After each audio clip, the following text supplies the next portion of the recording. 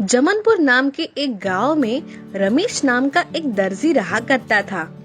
रमेश अपने काम में काफी माहिर था। पूरे गांव में उसकी अकेले की कपड़े सिलने की दुकान थी। आसपास के गांव के लोग भी उसी के यहाँ अपने कपड़े सिलवाने डालते। इस वजह से उसका व्यापार काफी बढ़ गया था। लेकिन व्यापार बढ़ने के साथ साथ उसका घमंड भी बढ़ गया था और अब पहले जैसा मन लगाकर काम नहीं करता था। कई बार ग्राहकों के कपड़े गलत सिलने पर भी वो ग्राहकों को ही उल्टा दो बातें सुना दिया करता। गांव में दूसरी कोई दुकान ना होने की वजह से लोग मजबूरी में उसी के यहाँ कपड़े सिलवाने डालते थे। ऐसे ही एक दिन मोहनदास नाम का एक बूढ़ा आदमी रमेश की दुकान पर आता है और कहता है, बेटा, हम इस गांव में नए आए हैं। हम पास ही के गांव में रहते थे। 6 महीने पहले मेरा बेटा गुजर गया। हमारी जमीन भी जमींदार ने हड़प ली। घर में बहू और पोता है। अब दोनों की जिम्मेदारी मुझ पर ही है। लेकिन अब इस बुढ़ापे में मुझसे ज़्यादा काम नहीं हो पाता। लेकिन मेरी बहू बहुत अच्छे कपड़े सिलती है। अगर तुम्हारे पास कभी ज़्यादा काम आए तो हमें काम दे सकते हो। मेरी बहू बहुत अच्छे से कपड़े सिलती है। जितना लगे उतना ही पगार देना। कम से कम हमारी 2 वक्त की रोटी का इंतजाम हो जाएगा। देखो चाचा जी, मुझे तो किसी को काम पे रखने की कोई ज़रूरत नहीं है। मैं अकेले ही सारा काम कर सकता हूँ। पूरे इलाके में मेरे जैसा कोई कपड़े नहीं सिल सकता। 2-4 कपड़े सिलने से कोई दर्जी नहीं बन जाता।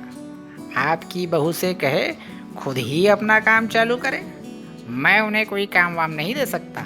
और हाँ, यहाँ के सभी लोग मुझसे ही कपड़े सिलाएंगे। तुम्हारे पास कोई नहीं आएगा। मोहनदास वहाँ से बड़े ही निराश और दुखी मन से घर लौट आते हैं और बहू से कहते हैं, बेटी करुणा, मैं गया तो था रमेश के पास काम मांगने, लेकिन उसने मना कर दिया। पता नहीं अब क्या होगा। बाबूजी, आप चिंता मत कीजिए, भरोसा रखिए, हमारे ये दिन भी निकल जाएंगे। मैं अपने घर से ही सिलाई का काम शुरू करती हूँ। इस तरह करुणा अपने दहेज में मिली सिलाई मशीन से घर के आंगन में ही कपड़े सिलने का काम शुरू करती है। लेकिन कोई भी गांव के लोग उसे कपड़े सिलाने नहीं देते थे। ये देखकर रमेश उसका बहुत मजाक उड़ाया करता।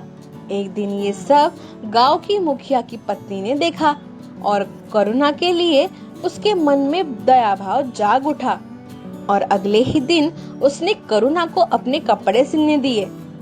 करुणा ने उनके कपड़े बहुत बेहतरीन तरीके से सिल के दिए।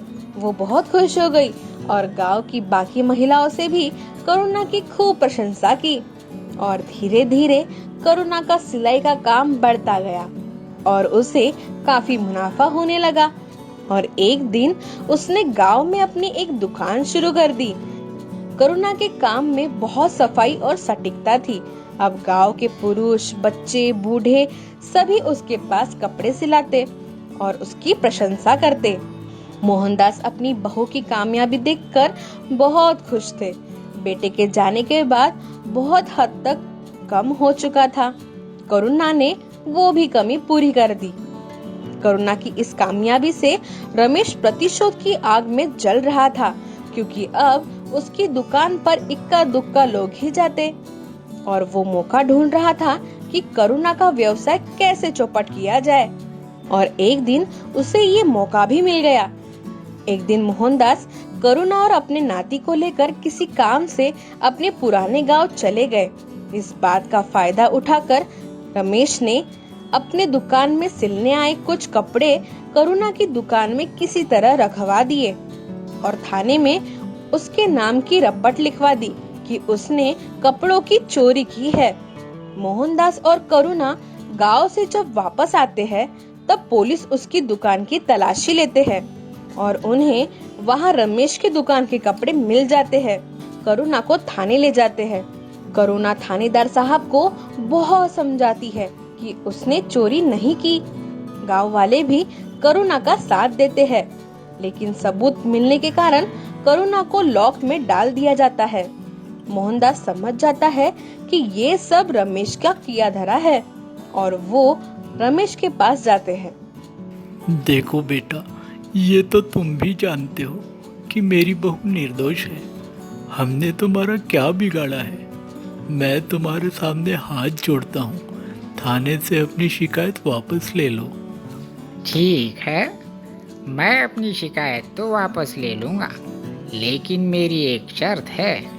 तुम्हारी बहू को ये सिलाई का काम और अपनी दुकान बंद करनी होगी।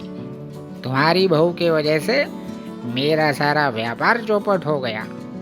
अगर मंजूर है तो बोलो, नहीं तो मैं शिकायत वापस लेने से रहा। ठीक है, हमें तुम्हारी शर्त मंजूर है।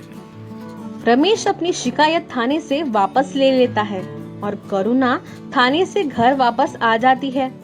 करुणा का व्यापार बंद होने से गांव वालों को न चाहते हुए भी रमेश के पास ही कपड़े सिलवाने पड़ते हैं और रमेश का काम फिर चल पड़ता है। ऐसे ही कई दिन गुजरते हैं और एक दिन अचानक खबर आती है कि पूरी दुनिया में महामारी फैल रही है और भारत भी इसकी चपेट में है और संक्रमण की रोकथाम के लिए सरकार ने लॉकडाउन घोषित किया है, जिसके चलते कई व्यापार, दुकानें, सरकारी, गैर सरकारी संस्थानें बंद रहेगी और इस तरह रमेश की दुकान भी लॉकडाउन की वजह से बंद हो जाती है और करुणा का भाई जो शहर में एक छोटी सी कंपनी में काम करता था, बंद होने की वजह से गांव वापस आ जाता है। दिन ब दिन परिस्थिति और भी गंभीर होने लगती है। आर्थिक तौर पर सबकी हालत खस्ता होने लगती है। ऐसे में करुणा का भाई अमन जो शहर से गांव आता है, उसे एक अनोखी युक्ति सूझती है और वो अपने दीदी से कहता है, दीदी मुझे एक बात बताओ, आप तो इतना अच्छा सिलाई का काम करते हो, क्यों ना हम पीपीई सूट और मास्क बनाएं? आज की तारीख में इसी चीज की देश में सबसे ज्यादा जरूरत है। हमें मुनाफे के साथ साथ हमारा समाज में एक प्रकार से योगदान भी हो जाएगा। इसे कैसे बनाते हैं और इसमें लगने वाला मटेरियल, इस बारे में मेरे कंपनी के मालिक अच्छे से बताएंगे।